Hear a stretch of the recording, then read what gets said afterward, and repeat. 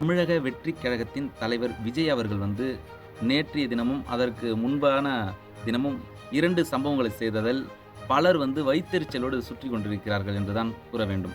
அதற்கு முக்கிய காரணம் என்னவென்றால், நேற்றைய தினம் தந்தை பெரியாரின் பிறந்த நாளன்று தவேக தலைவராகிய விஜய் அவர்கள் தந்தை பெரியார் நினைவிடத்திற்கு சென்று அங்கு அவர்களுக்கு மாலை அணிவித்து மரியாதை செய்தார்.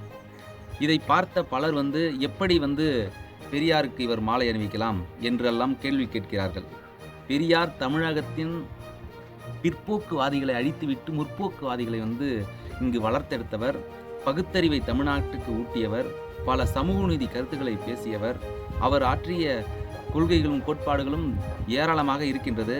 அவரை கையில் எடுக்காமல் இங்கு தமிழக அரசியலில் எவராலும் எந்த செயலையும் செய்ய முடியாது என்பதையே திரு தளபதி விஜய் அவர்கள் இதை செய்திருக்கிறார்.